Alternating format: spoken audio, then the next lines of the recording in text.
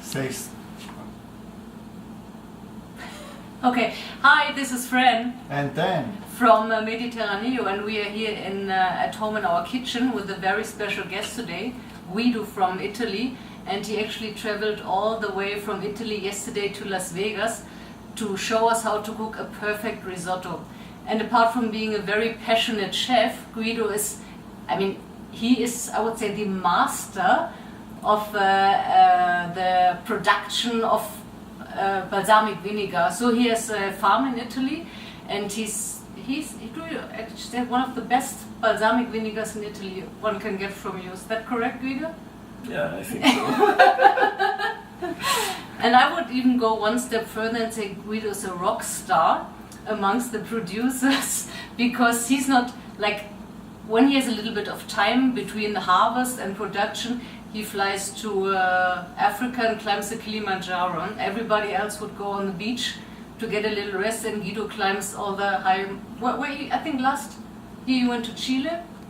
Last was Aconcagua in Argentina. Okay, so Last maybe winter. yeah. So that's pretty cool, I would say. Sounds good to me, but let's start, what is the plan for tonight? So first I want to ask Guido a little bit about his farm and how the production is done. Just maybe you can explain a little bit. I produce balsamic vinegar, in particular balsamic traditional vinegar, since the beginning of the 19th century. And I'm the 5th generation, and I produce just from my grapes. I don't buy anything, and I grow the grapes in September. I press the grapes, about 100 tons of grapes. That's a lot. Yes. And I cook the most, and at the end of cooking I leave the most for all the winter in big tanks outside, because we need low temperature, so the product become very pure, and all the sediment go down, and from the top we take the pure juice, and we put the pure juice in a big barrel, and we start to age the product, and then we go in Acetaia and we age the product until 25 years. But we have also younger product, of course, because absolutely natural. We have a product of 3 months, 6 months, 2 years. And we have something really special, that Guido bought, he brought from Italy. Maybe you can come closer, Giacomo. So this is 100 years old, right? Yes. So this the serve of the family, yeah. From the barrel of the beginning of the 19th century. So this the must inside stayed for 100 years in a barrel. Yeah. Right? Yeah. Okay, so what would you say is the biggest challenge when you produce balsamic vinegar? And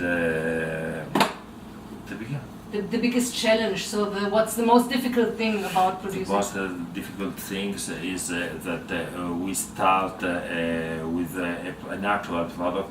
We don't add it anything, and we have to process the product until over 25 years, and it's very difficult because we can't correct anything. And so the product from 100 kilo of grapes after 25 years become half a liter of balsamic. Everything we concentrate. Yeah. So who takes care of the quality when you say you put the balsamic in the barrels and then wait for 25 years and taste if it's good or not? No, every year we have to make a travasi from one barrel to another, and every year we taste the product. We made analysis of chemical analysis of acidity and sugars, and we taste the product because we can't wait 25 years and at the end we have a not good product to check every year. I see. Of And course. how this process works with the Travasi? Travasi from We one will- barrel to another, from the barrel, the big barrel until the small barrel. We start from one barrel of 225 liter is barrique, the same barrique of the wine. At the end we have a barrel of 10 liters. Oh, yes, I see. How this process works, we will also find on our homepage, which is well described, and you see like how complex all these things are to the end. And it's all natural, all handmade, not technical, no absolutely. industrialized, and that's amazing. We will have all this information on our homepage. And today we use one of your products, one of my favorite products actually, is the Yes. Balsamotto. And Guido will show us how to cook a perfect Italian risotto. And I'm actually a bit nervous cooking with Guido because last time we cooked together, we almost ended breaking up our friendship and business relationship because Guido did a ragu, which is kind of bolognese, you would say here, right? A sauce, so a bolognese sauce, and I wanted to eat spaghetti with it, which is a no-go in Italy. Is it forbidden by law? Almost, right? By Guido's law, nobody eats ragu and spaghetti, only with Tagliatelle, Tagliatelle. ragu with tagliatelle, Yes.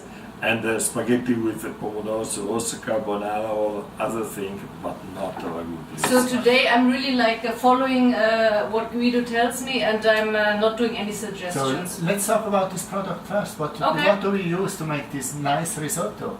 Today we use Balsamotto Riserva, is a product made just from most cooked without vinegar from wine, without caramello, without anything else. Only cooked most. Aged for 4 years in big barrel, barrique, 225 liters. And the particularity of this product is that there isn't vinegar from wine inside, so we can use for cooking. So it doesn't work with the wine vinegar, you say? No, without wine vinegar. And it's very important because if we use for cooking one product with vinegar from wine inside, it's impossible to eat the dish at the end. That's interesting. I Okay. didn't know that. Did you know? No, as I said, I cook ragu with spaghetti, so I don't really know a lot At about the end, we use another product that is Acetaia, and we use this one to finish the plate. When we put the rice on the plate, just a few drops of this one. This one is the same thing of Balsamotto Riserva, but we put just a little bit of flour for carob. Is absolutely natural, and we use it just to make thick. Okay, so maybe Giacomo, you can come over and show us what the ingredients, the other ingredients we need to do the risotto. Other ingredients are, of course, onion, butter. We use this dado for the broad, and of course rice. Now Okay, let's get started. we can start. But before I forget, Guido, when you when anybody wants to have this recipe, just shoot us an email and we send it to you. Okay, because later. It's fair, we will- fair.